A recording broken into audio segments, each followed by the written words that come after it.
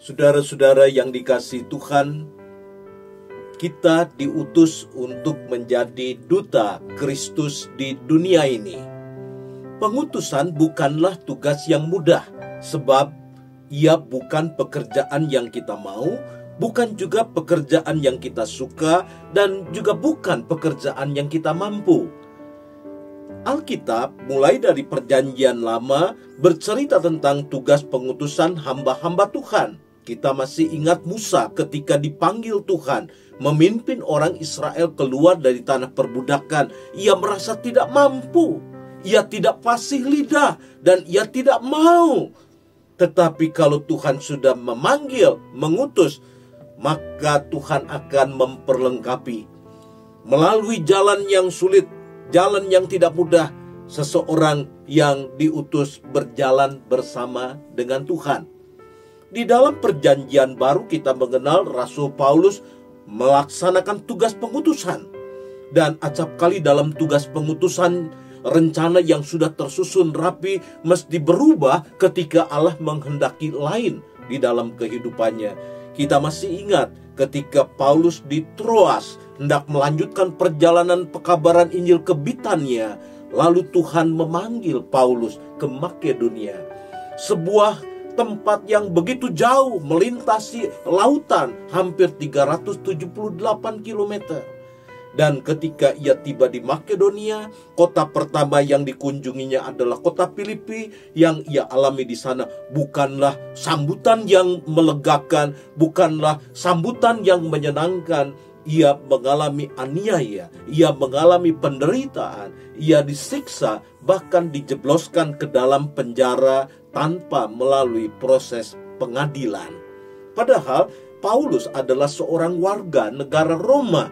Pantang bagi warga negara Roma masuk dalam penjara tanpa melalui proses pengadilan. Nah, apakah Paulus di penjara bersama dengan Silas menggerutu, menghujat kepada Tuhan? Yang kita temukan justru sebaliknya. Ketika ia mendapatkan perlakuan di dalam tugas pengutusan yang dikerjakannya, perlakuan yang begitu menyesakkan dalam kehidupannya, ia berdoa dan mengucap syukur.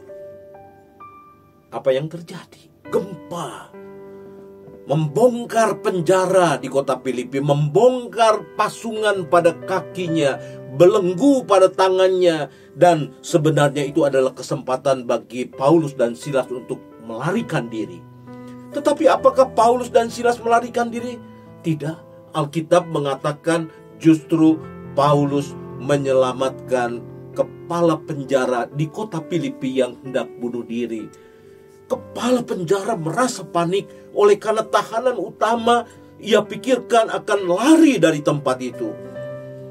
Dan ketika kepala penjara hendak bunuh diri, Paulus mengatakan, "Aku di sini. Aku tidak melarikan diri."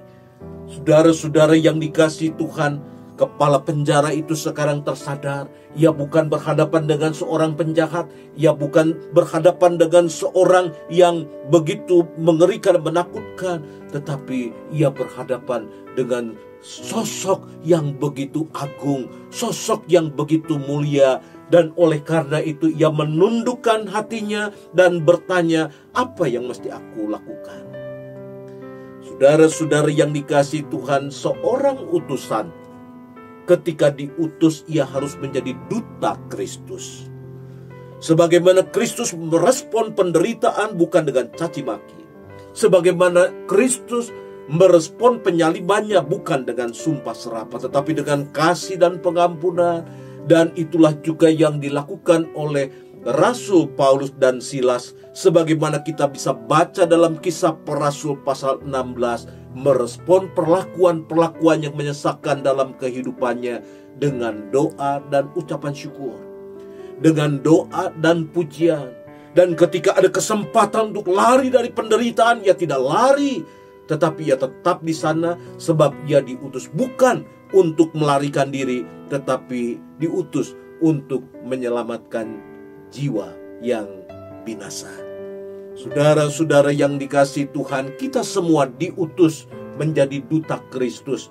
Bagaimana kita menghadirkan Kristus di dalam keseharian kita, di dalam keluarga kita, di dalam pekerjaan kita, di dalam usaha kita, merespon berbagai perlakuan-perlakuan yang tidak menyenangkan seperti Kristus merespon.